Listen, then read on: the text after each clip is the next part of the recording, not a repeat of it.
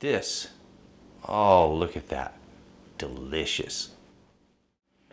Hello, welcome back to Texas Cooking Today. This is, well, Texas Cooking Today is the place where you get every recipe two ways, just as a recipe or you get a tutorial. Today you're watching the tutorial for shish kebabs. Oh man, I love shish kebabs. In fact, one of my favorite grilled foods as a boy, one of the first things I fell in love with as a grilled food was the shish kebab. I believe we were at a steakhouse and we were all ordering, and I decided to try this thing called a shish kebab. I had seen it on menus before, but I'd never had it. So as a boy, I ordered this. They brought it to the table. I loved every bit of it. And I loved the concept even more. Shish kebabs are colorful and delicious. The history, oh gosh, this goes way back, way before the United States. Thousands of years before. You go back to the Persian Empire. That's the earliest serious counts of actual shish kebabs that I could find, where they would take different meats, cut them up. It would often be lamb, sometimes beef. They would cut those meats up. They would take the meat after it was cut up and marinate it. Different kinds of marinades, but they would marinate. Often sweet marinades. And then they would take the meats, line them up on a sword or a skewer, and put them over a grill and cook them off over wood. Flat delicious. So what we're going to do, we're going to take some steak, we're going to marinate it in just the right way, and then we're going to grill it up with some of my favorite vegetables. Folks, this is a simple thing. It's a delicious dish. And when you try this marinade, oh, I guarantee you, you'll be hooked. This is one of my favorites. This is shish kebabs done Texas Cooking Today style. Let me show you my ingredients. Come on. For our shish kebabs today, shish kebabs in the United States, well, we like to use vegetables with ours.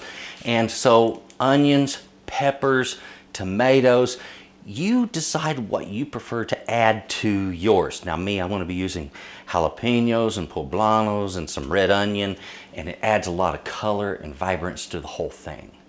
In addition, my meat, I'm using top sirloin. I like a nice choice cut for this. It marinates beautifully. Over here we have some pineapple juice, orange juice.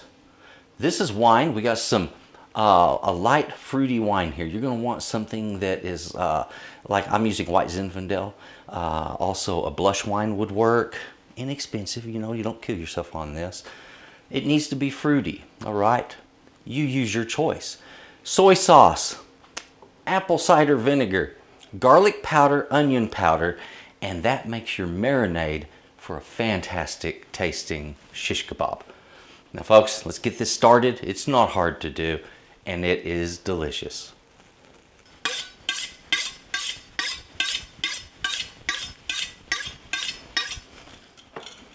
I like to get that touched up from time to time.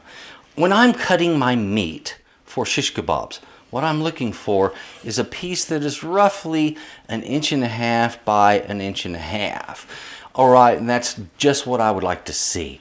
Now, sometimes you don't get that much perfection in life, okay? So I'm going to end up having to split this, and I'm going to come right down the middle with it.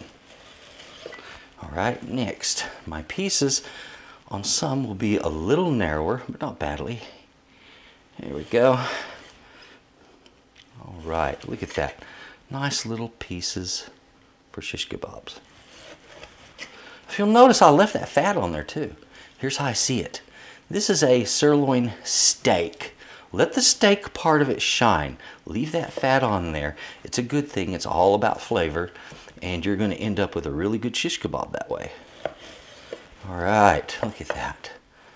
So, nice pieces there. And there. And there. Look at that.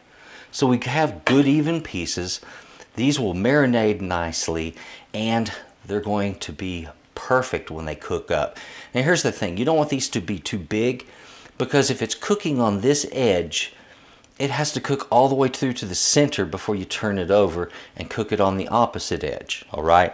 And generally, if you cook in shish kebabs, it's best to cook 2 sides, and that's it, just like a steak. Okay, simple enough. Let's get on with getting the marinade together and get this meat down in it. It is time that we make our marinade. We're going to start right here. This is our pineapple juice. Now, something you need to know about pineapples. Pineapples are where they get meat tenderizer from, folks. It's a chemical called bromelain, okay? There's another chemical that's commonly used that's related to it. It's from the papaya. It's called papain. And both of those are meat tenderizers, commonly used in both home industry as well as commercial. So if you notice, we're just getting all our items together in one bowl. And the kind of bowl that you use, well, it does matter. It matters a serious amount. Let me explain. We're using very, very acidic liquid here. Not kind of acidic. I mean like very acidic. Okay? And you don't want that acid reacting with a metal bowl and then changing the flavor of your meat. You don't need that. Nobody needs that in their life. Don't allow that, okay? Prevent it right off the bat by just using glass, plastic, or ceramic to do your marinating in. That's all you have to do. So if you'll notice, there's a lot of marinade there. Way more than I need for the small amount of meat I'm using. However, I wanted you to get a marinade that you can prepare an amount for any group of people. So this measurement will do enough meat for up to 6 people. Okay, here we go. That's the meat we had just cut up a little earlier. Let's get it right down into this. So here's the question. How long? How long do I have to marinate it for? Well, it depends on how strong you want your marinade. If you want this to be really strong, I mean intensely strong, marinate it overnight. If you're doing this for the first time, I would say give it a 6 to 8 hour marinade and then do your shish kebabs. Oh, now I like to marinate mine for a long period. I will often do this overnight. And see if you see how this is floating in here? And I used a fairly small amount of meat. I'm only using maybe 1.5 pounds of sirloin. I could have easily put 3 pounds of sirloin in a larger bowl, filled it with this, and had more than enough marinade. So that's the way you should look at that. Folks, let's give it time. I'm going to put some plastic wrap over the top of this, put it in the refrigerator, covered, okay? And that's important. Keep it covered. You can also put all of this into a plastic Ziploc bag and Ziploc it. But I want to give you a suggestion. Put your Ziploc bag into a bowl to keep it from accidentally leaking into your refrigerator, okay? Just do it, trust me. You might not think the skewer matters. However, it really does. You could be using a wooden skewer, and often those are round. And if you're using those, you need 2 of them. And here's why. The meat will spin in a circle on that wooden skewer. And it will also spin on a skewer that's too narrow like this. So if they're narrow like this, use 2. A flat skewer holds the meat without the meat spinning in place. It's nice. Something else, 2 things really. Number 1, look at the size of your grill. Are your skewers small enough to fit within the boundaries of the grill with the cover on it? That's important. If not, then your skewers are too long. Do your skewers have wood handle? If so, you're going to have to leave that wood handle sitting outside the grill with the edge of the lid sitting on the edge of the skewer next to the handle. It makes it a little harder to work with, so do yourself a favor and go ahead and make sure your skewers are all metal, that they'll fit on your grill. Look for a nice flat one. Stainless is wonderful if you can get them. And folks, in the end, it doesn't really matter because your shish kebabs, well, they are going to come out wonderful. Now, if you would, please ignore the barking dog in the background. The neighbor likes to leave them out. So, anyway, we have a dirty grill And if you'll notice, I've got a bit of chalking here, and that's because I did a technique called burning off. And that's where we burn off the built-up crust and gunk that builds up on these grates naturally. And this is a great way of doing this. The other way is you take them out, you take them inside, and you give them a good scrubbing. It's a bit messy. They both work. I wanted to mention, though, when you're finished doing a burn-off, take a rag, get rid of some of that ash. There we go. And also, it's going to knock off most of the rest of what's there. Okay? So there we have it. Yeah. Alrighty. So, my grill's up and ready to go. I got a little cleaning to do on the outside of it, but that has nothing to do with cooking. Your burn off is really nice. Do that at least once, sometimes twice a year, depending on your use. And that will help cook off any buildup that's going on.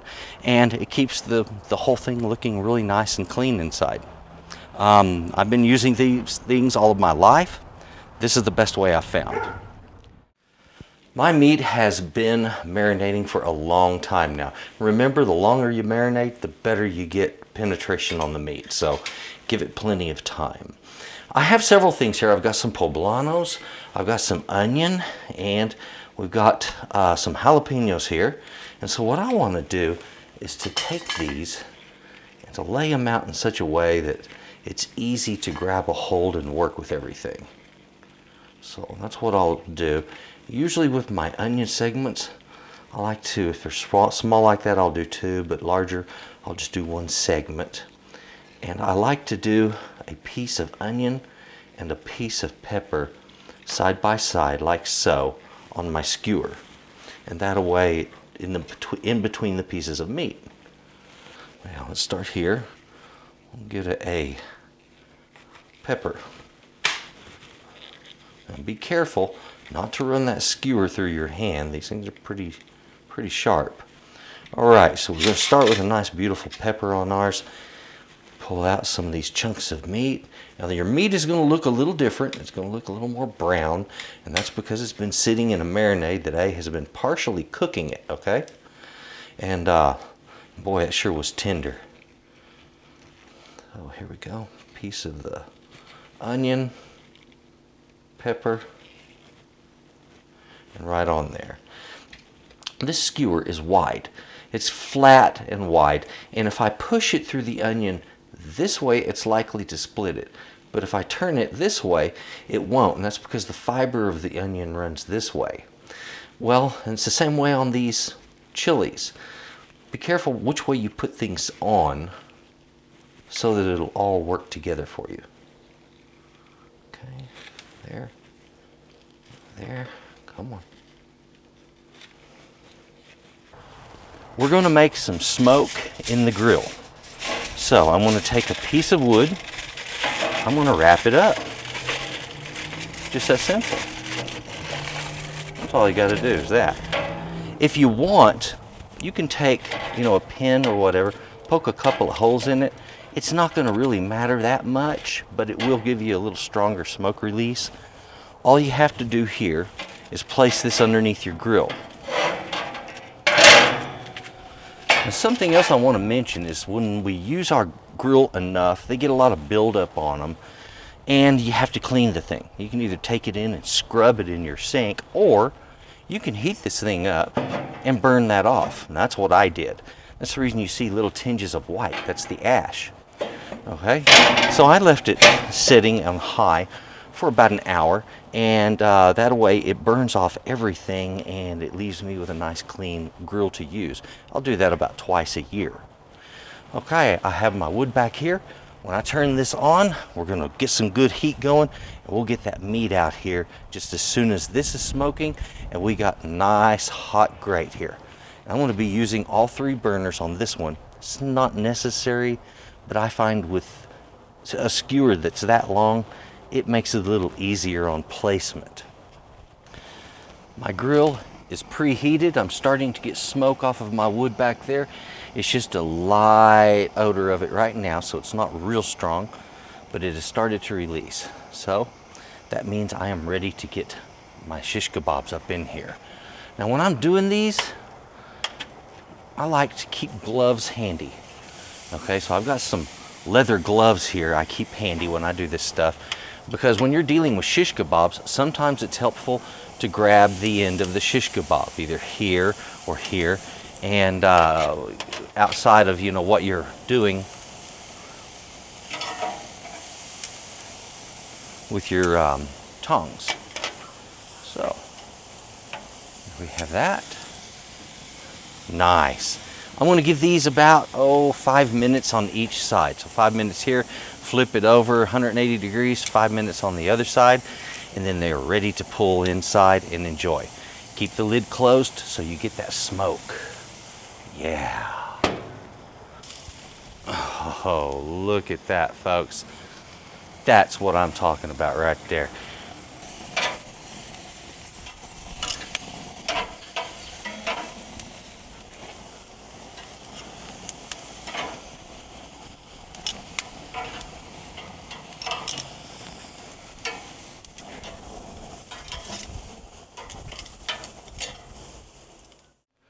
So the quantity of everything I use today, well, folks, when it comes to the meat, look at it this way. You want about 6 to 8 ounces per person on your meat. So factor how much beef you use that way. If you have heavy eaters, you can add more, not a problem. Your vegetables, figure about 1 pepper per person, about 1/4 of an onion per person. If you use jalapenos, 1 is more than enough on a skewer. All right, so that makes for a nice single person skewer if you do it that way. As far as the marinade, this is enough for a couple of pounds of meat. It can marinate a lot, okay? So you're gonna do well with this recipe. Down here we have some pineapple juice. That is 2 cups. Orange juice, of that orange juice, that's 1 cup. Wine, on that sweet wine or something that's fruity like this white Zin, 1 cup. 1/2 of a cup of the soy sauce, 1/4 of a cup of that apple cider vinegar, and a teaspoon each of garlic powder and of onion powder. That is the recipe for the marinade. Now folks, let's take a look at these gorgeous shish kebabs. I now have these in off of the grill. So I wanted to talk to you about plating. How do you get it off of the skewer? So put you a fork and slide the tines right over the skewer, just like this. Hold the fork firmly with the meat exactly where you want it, okay? And then gently pull back on the skewer, and there we have it, folks. There is our shish kebab.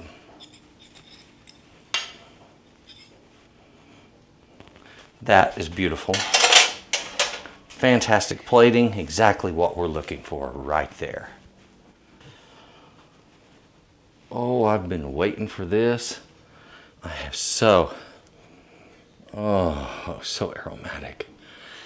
Been so looking forward to this. This beautiful dish.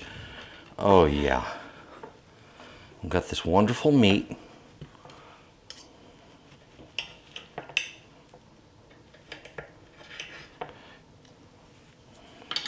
Cooked to a beautiful medium rare, medium, nice beautiful pink in the center.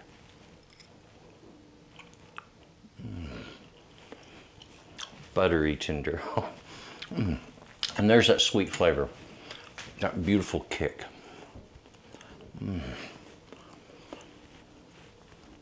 You combine those sweet flavors along with the smokiness from the mesquite wood. Oh man. This is really super good. This is what I fell in love with as a kid. This is what I really like, is a shish kebab done well. Okay, so give this recipe a try. You're gonna really enjoy this. Thank you very much for watching Texas Cooking Today. Please look right below here, that description box. There's some links there. That's a link to my website and also to Texas Cooking Today here on YouTube. So that is what I'm pushing for right now, is for you to take a look at my website. That's where my recipes are. That's where my photography is also.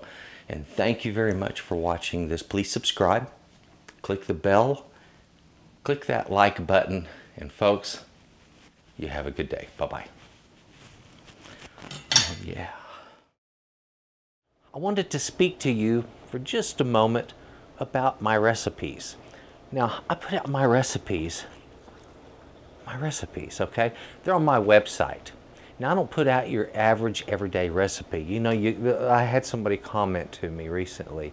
He said, why would I do that when they're available everywhere for free? There's a little difference. Those that are for free, and I've printed them out, you have too, little tiny thing in the corner of the piece of paper that's covered with ads most of the time, and then it's not very descriptive. Not mine. Mine are worth having. Okay, so when you get one of mine, it's designed to be printed in such a way that it can be put into like a 3-ring binder. Look at this. Look at the quality on it. Look at how clear this is. The imagery is beautiful. So they can be printed, and this is the way I've designed mine, is so that it can be printed back to back. And then you end up with, you know, a complete recipe that works in a book. And it comes out absolutely beautiful. Pictures that depict everything that you need to do in the recipe. Now, not all of them are exactly that way, but a lot of them are, and I'm getting more and more done this way. And I'm putting a hard push towards good quality recipes that give better instructions than everybody else's. And that's the reason I do them this way. These are designed to have holes punched in them. Let me pull this up and do this with it. Look, 3-ring binder, boom, punch holes in it, you have it right there. Everything's all available for you, okay? So, pardon me, I didn't mean to hit the mic. Anyway, really cool idea. Great way to do your recipes. Instead of having to buy a book of 50 recipes to get 10, you just pay for the 10 recipes, save a whole lot of money, and you got a better idea for how to keep your recipes. Thanks for watching.